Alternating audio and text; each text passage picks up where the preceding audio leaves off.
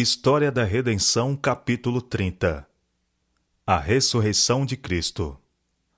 Os discípulos descansaram no sábado, entristecidos pela morte de seu Senhor, enquanto Jesus, o Rei da Glória, jazia no túmulo.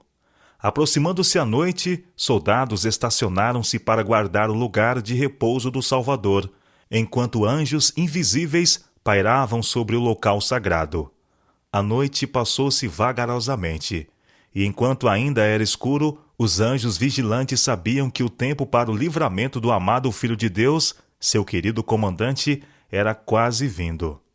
Enquanto esperavam com a mais profunda emoção da hora de seu triunfo, um poderoso anjo veio voando rapidamente do céu. Seu rosto era como relâmpago e suas vestes brancas como a neve. Sua luz repelia as trevas por onde ele passava e fez com que os anjos maus, que triunfantemente reclamavam o corpo de Jesus, fugissem com terror de seu brilho e glória. Um dos da hoste angélica que testemunhara a cena da humilhação de Cristo e estivera a vigiar seu lugar de repouso, uniu-se ao anjo do céu e juntos desceram ao sepulcro. A terra tremeu e agitou-se quando se aproximaram, e houve um grande terremoto. O terror apoderou-se da guarda romana. Onde estava agora o seu poder para guardar o corpo de Jesus? Não pensaram em seu dever, ou que os discípulos o pudessem roubar. Resplandecendo-se em redor a luz dos anjos, mais brilhante do que o sol, a guarda romana caiu como morta ao chão. Um dos anjos lançou mão da grande pedra, rolou-a da porta do túmulo e sentou-se sobre ela.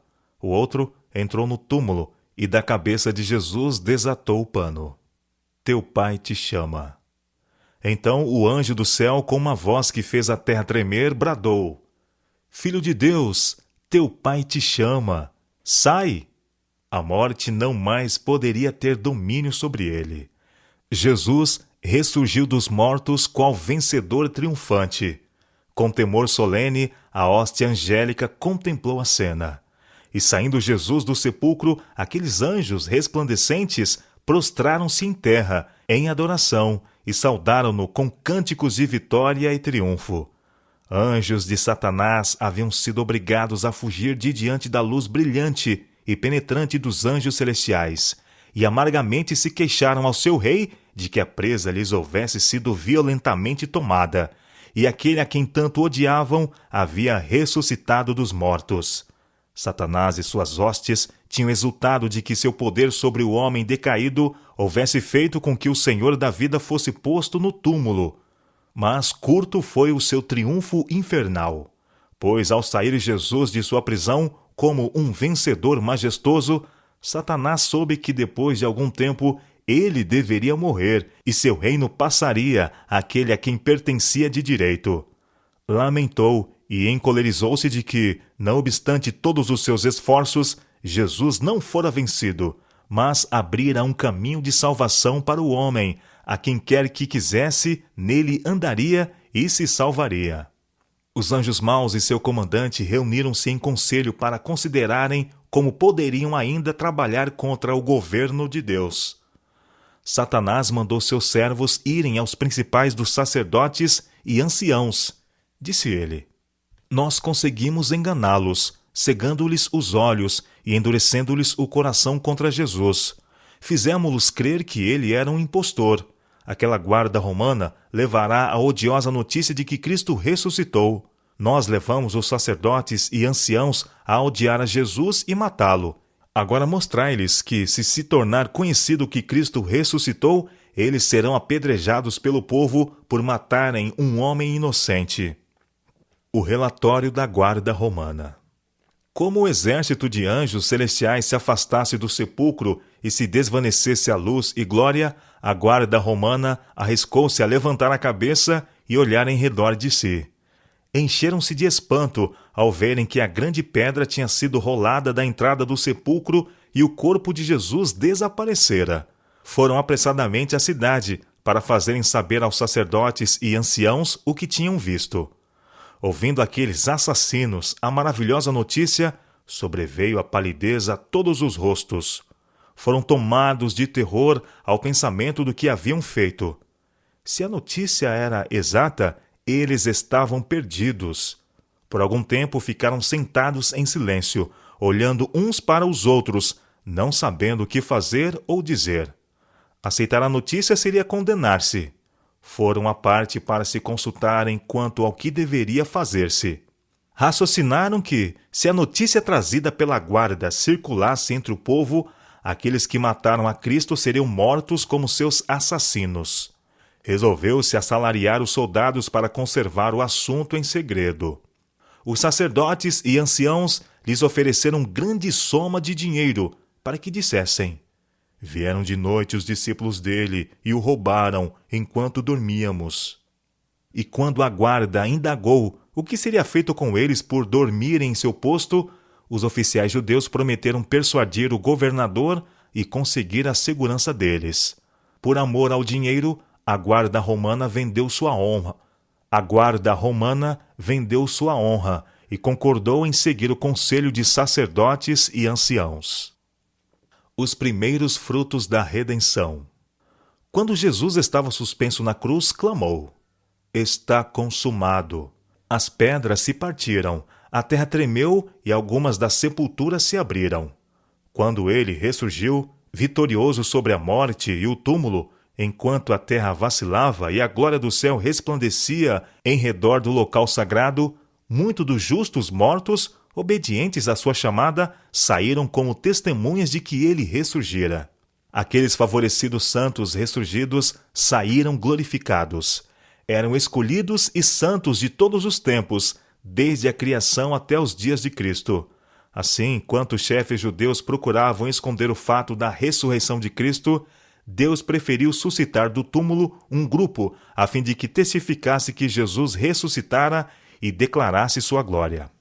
Aqueles ressuscitados diferiam na estatura e formas, sendo alguns mais nobres do que outros em seu aspecto. Fui informada de que os habitantes da terra têm estado a degenerar-se, a perder sua força e beleza. Satanás tem o poder da enfermidade e da morte, e em cada era os efeitos da maldição têm sido mais visíveis, e o poder de Satanás mais claramente visto.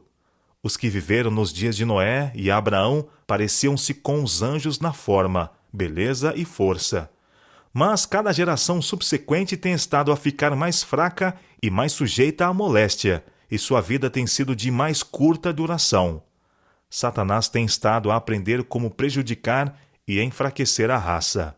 Aqueles que saíram após a ressurreição de Jesus apareceram a muitos, contando-lhes que o sacrifício pelo homem estava completo, e que Jesus, a quem os judeus crucificaram, ressuscitaram dos mortos, e em prova de suas palavras declaravam: ressuscitamos com ele. Davam testemunho de que fora pelo seu grande poder que tinham sido chamados de suas sepulturas.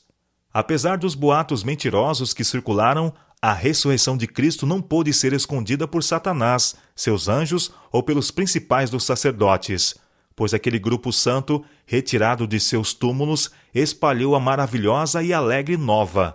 Jesus também se mostrou aos discípulos tristes e com o coração despedaçado, afugentando-lhes os temores e dando-lhes gozo e alegria. As mulheres no sepulcro.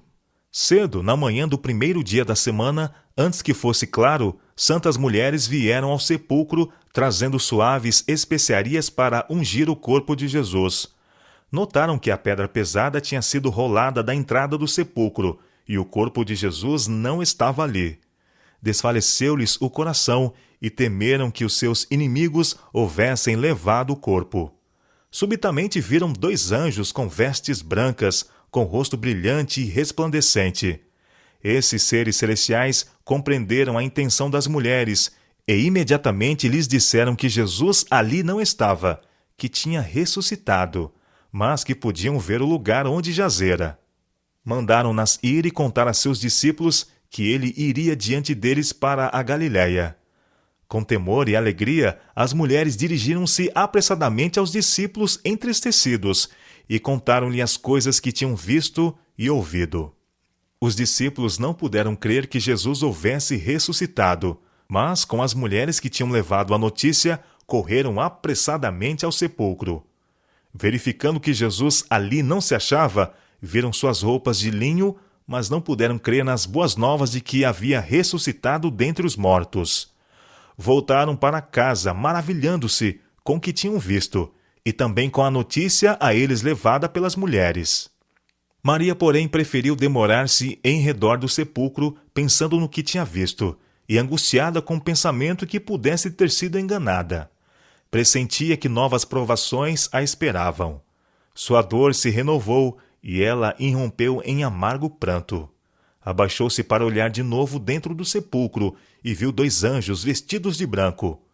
Um estava assentado no lugar em que estivera a cabeça de Jesus, e o outro onde estiveram os pés. Falaram a ela com ternura, e perguntaram-lhe por que chorava. Ela respondeu: porque levaram o meu Senhor, e não sei onde o puseram. Não me detenhas. Ao voltar-se do sepulcro, viu Jesus, perto, em pé, mas não o reconheceu. Ele falou-lhe ternamente, indagando a causa de sua tristeza e perguntando a quem ela procurava. Supondo que fosse o hortelão, rogou-lhe que, se ele tinha levado seu senhor, lhe dissesse onde o havia posto, para que pudesse levá-lo. Jesus falou-lhe com sua própria voz celestial, dizendo: Maria. Ela estava familiarizada com as inflexões daquela voz querida, e prontamente respondeu: Mestre! E em sua alegria ia abraçá-lo. Jesus, porém, disse: Não me detenhas, porque ainda não subi para meu Pai. Mas vai ter com os meus irmãos, e dize-lhes: Subo para meu Pai e vosso Pai, para meu Deus e vosso Deus. Alegremente ela se dirigiu à pressa aos discípulos com as boas novas. Jesus rapidamente ascendeu a seu Pai, para ouvir de seus lábios que aceitara o sacrifício e para receber todo o poder no céu e na terra. Anjos, assemelhando-se a uma nuvem, rodearam o Filho de Deus e ordenaram que as portas eternas se levantassem para que o Rei da Glória entrasse. Vi que enquanto Jesus estava com aquele brilhante exército celestial na presença de Deus e cercado de glória, não se esquecera dos discípulos sobre a terra, mas de seu Pai recebeu poder, a fim de que pudesse voltar e comunicá-lo a eles. No mesmo dia ele voltou e mostrou-se a seus discípulos. Permitiu-lhes então que lhe tocassem, pois tinha ascendido ao Pai e recebera poder. O duvidoso Tomé. Nesta ocasião, Tomé não estava presente. Ele não quis aceitar humildemente a notícia dos discípulos, mas firmemente e com confiança em si próprio, afirmou que não creria, a menos que pusesse os dedos nos sinais dos cravos e a mão no lado em que a lança cruel fora arremessada. Nisto mostrou uma falta de confiança em seus irmãos. Se todos exigissem a mesma prova, ninguém hoje receberia Jesus, nem creria em sua ressurreição. Mas foi a vontade de Deus que a notícia dos discípulos fosse recebida por aqueles mesmos que não podiam ver e ouvir o Salvador ressuscitado. Deus não se agradou com a incredulidade de Tomé. Quando Jesus de novo se encontrou com os discípulos, Tomé estava com eles, e quando viu Jesus, creu. Mas ele tinha declarado que não ficaria satisfeito sem a prova do tato acrescentada à vista, e Jesus lhe deu a prova que desejara. Tomé exclamou: Senhor meu e Deus meu! Jesus, porém, reprovou pela sua incredulidade, dizendo: Porque me viste e creste? Bem-aventurados que não viram e creram. A frustração dos matadores de Cristo. Espalhando-se as novas de cidade para cidade e de vila em vila, os judeus, por sua vez, receavam pelas suas vidas e ocultaram o ódio que acalentavam pelos discípulos. Sua única esperança era propagar o boato falso, e aqueles que desejavam que esta mentira fosse verdadeira a aceitavam.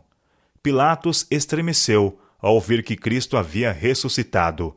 Não podia duvidar do testemunho que era dado, e desde aquela hora a paz o deixou para sempre. Por amor às honras mundanas, pelo temor de perder a autoridade e a vida, entregara Jesus para ser morto. Estava agora completamente convencido de que não era meramente um homem inocente, aquele de cujo sangue ele era culpado, mas o Filho de Deus. Miserável até ao fim foi a vida de Pilatos. O desespero e a angústia esmagavam todo o sentimento de esperança e alegria. Recusou-se a ser consolado e teve uma morte muito desgraçada. 40 dias com os discípulos. Jesus permaneceu com seus discípulos 40 dias, ocasionando-lhes isto gozo e alegria de coração, ao desvendar-lhes ele mais amplamente as realidades do reino de Deus. Ele os comissionara a dar testemunho das coisas que tinham visto e ouvido, concernentes aos seus sofrimentos, morte e ressurreição, de que ele fizera um sacrifício pelo pecado, e que todos que o quisessem poderia vir a ele e encontrar vida. Com fiel ternura, disse-lhes que seriam perseguidos e angustiados, mas que encontrariam alívio recordando-se de sua experiência e lembrando-se das palavras que ele lhes falara. Contou-lhes que tinha vencido as tentações de Satanás e obtido a vitória através de provações e sofrimentos. Satanás não mais poderia ter poder sobre ele, e faria suas tentações recaírem mais diretamente sobre eles, e sobre todos os que crescem em seu nome. Mas poderiam vencer, assim como ele venceu. Jesus dotou seus discípulos de poder para operar milagres, e disse-lhes que, embora fossem perseguidos pelos homens ímpios, enviaria seus anjos, de tempos a tempos, para livrá-los. A vida deles não poderia ser tirada, antes que sua missão se cumprisse. Poderia então ser-lhes exigido selarem com sangue os testemunhos que deram. Seus ansiosos seguidores alegremente lhe escutaram os ensinos, gozando com avidez cada palavra que caía de seus lábios. Sabiam agora com certeza que ele era o Salvador do mundo. Suas palavras lhe calavam profundamente no coração, e entristeceram de que logo devesse separar-se de seu Mestre Celestial e não mais ouvir de seus lábios palavras confortadoras, graciosas. Mas de novo seu coração se aqueceu de amor e extraordinária alegria, dizendo-lhes Jesus que iria preparar-lhes moradas e viria outra vez e os receberia, para que pudessem sempre estar com ele. Prometeu também enviar o Consolador, o Espírito Santo, para guiá-los em toda a verdade. E erguendo as mãos, os abençoou.